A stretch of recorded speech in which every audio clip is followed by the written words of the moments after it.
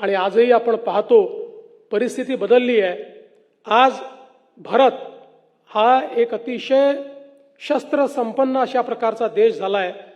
प्रधानमंत्री मोदीजींच्या नेतृत्वात ज्या भारताने आज एक प्रकारे आत्मनिर्भरता प्राप्त करणं सुरू केलं आहे आणि जगाच्या पाठीवर केवळ शस्त्रास्त्र आयात करणारा आता देश नाही तर आपली शस्त्रास्त्र निर्यात देखील करू शकतो।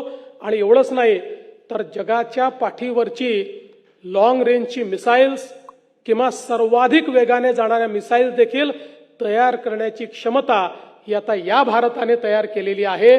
त्यामुळे भारताकडे वाकडी नजर करण्याची हिम्मत कोणाची नाही।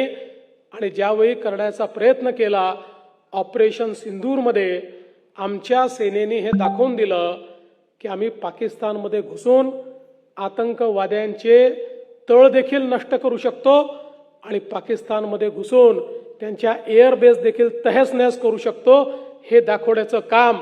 आणि त्याच वेळी जेवढे हल्ले पाकिस्तानकडनं भारतावर आले एकही हल्ला सफल झाला नाही, एकही द्रोण भारताच्या भूमीवर टेकू देखील शकला नाही। ही क्षमता भारताने आज प्राप्त केलेली आहे। त्यामुळे अशा आमच्या सेनेचा आम्हाला खूप अभिमान आहे आणि तोच अभिमान व्यक्त करण्याकरता आज आपण सगळे लोक या ठिकाणी एकत्रित आलो।